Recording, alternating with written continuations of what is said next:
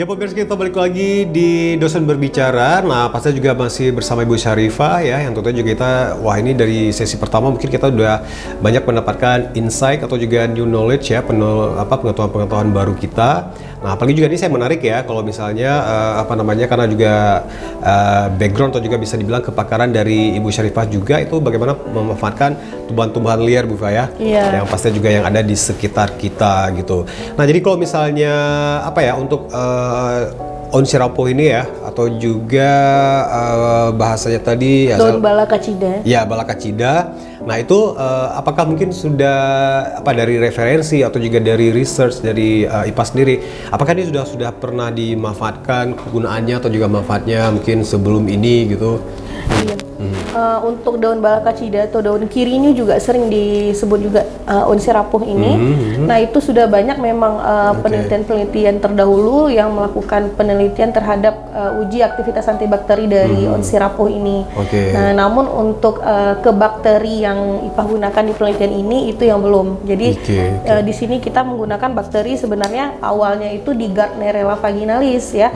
Cuman di sini karena ketersediaan bakterinya itu langka, jadi kami menggantinya dengan bakteri yang sama juga yang untuk menyebabkan vaginosis bakteri, namun beda jenis yaitu Candida albicans. Nah, seperti itu. Iya. Nah, jadi kalau misalnya kita lihat ya, ini kan merupakan yang luar biasanya ya, karena juga pemerintah menggalakkan juga itu bagaimana kita bisa mengangkat potensi-potensi seperti ya tumbuhan atau sumber daya alam ya yang ada di sekitar kita. Nah, jadi itu ini merupakan dari kearifan lokal juga gitu.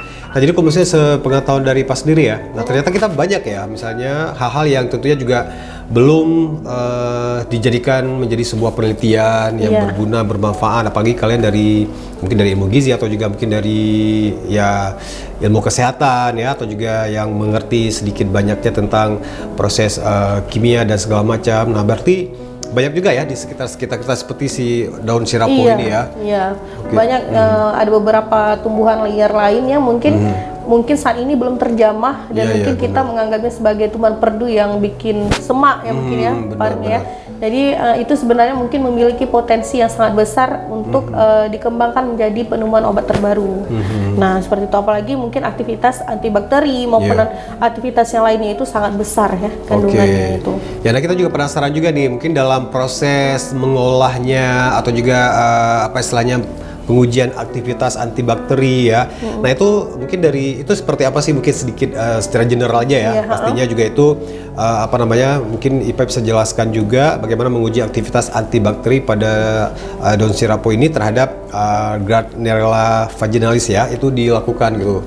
Mungkin ada tambahan-tambahan. Iya, untuk di sini kan tadi sebenarnya di awalnya kita memang menggunakan bakteri Gardnerella vaginalis ya.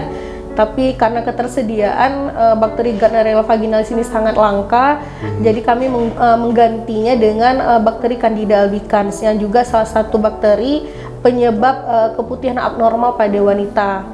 Nah, untuk metodenya sendiri itu kami pertama mengumpulkan dulu nih, mencari dulu daun sirapo, dan alhamdulillahnya daun sirapo ini sangat mudah ditemukan. Nah, paling banyak kemarin itu di samping kampus. Itu yang di bagian perdu-perdu. Nah, itu banyak sekali dalam jumlah banyak dan sangat-sangat subur ya tumbuhnya. Itu langsung diambil, kemudian dipetik, dipisahkan dengan cabang-cabangnya. Daunnya aja diambilnya, daunnya aja, kemudian kita keringkan. Setelah kita keringkan nanti dihaluskan.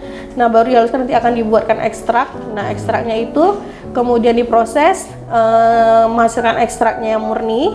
Nah, baru nanti diujikan ke bakterinya. Gitu, seperti itu. Iya, nah jadi pastinya juga tadi juga sudah dijelaskan juga sedikit kalau ternyata banyak ya kegunaan atau juga manfaatnya itu yang tentunya juga sebagai antibakterinya ya. Dari daun sirapo ini.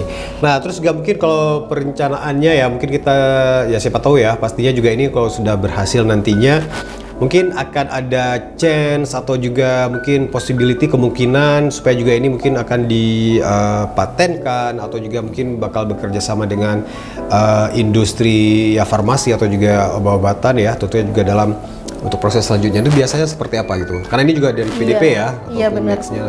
Nah ini awalnya mungkin karena di PDP ini kami hanya ingin menguji dulu aktivitas antibakterinya, mungkin kedepannya kami berharap nih nanti mungkin bisa dilakukan penelitian lebih lanjut dan mungkin bisa dijadikan produk inovatif tadi seperti Rapovi tadi mungkin bisa tercipta, kemudian juga mungkin ada sedikit mungkin keinginan lagi untuk lebih lanjut ke alatnya. Nah, ke alat dari ratusnya kan sudah ada nih. Nah, kami ingin juga membuat alatnya juga, pengembangan alat yang mungkin lebih efektif untuk digunakan sebagai ratus tadi. Iya, sebagai apa ya, wadahnya gitu wadahnya ya. gitu ya, benar. Juga supaya lebih praktis. Ya, yang tentunya juga untuk buat para masyarakat bisa menggunakannya dengan baik. Iya. Oke. Nah, terus juga ya mungkin di sesi ini mungkin satu lagi nih kita juga pengen tanya juga. Nah, kalau misalnya apa ya, ini juga akan ada apa ya, bisa berkelanjutan juga ya istilahnya untuk ya penelitian fundamental ya. Iya, benar. Nah, itu biasanya kalau misalnya dalam skema mungkin Ipa lebih ngerti gitu, apa namanya itu, apakah itu salah satu faktor yang menjadikan besar untuk kita ya, kesempatan besar untuk para dosen-dosen itu apa ya, di bawah satu payung penelitian dari PDP kemudian bisa ke fundamental itu mungkin bisa ke depan.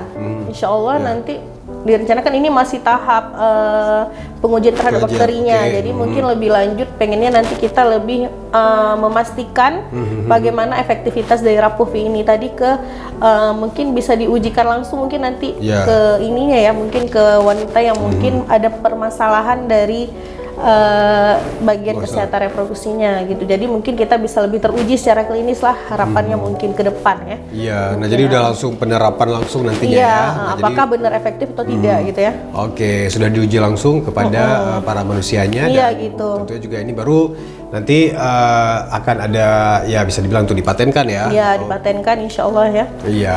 Oke pemirsa, kita break sebentar dan nanti juga di sesi terakhir, nah kita juga lebih tanya-tanya sama Bu Ipa juga ya.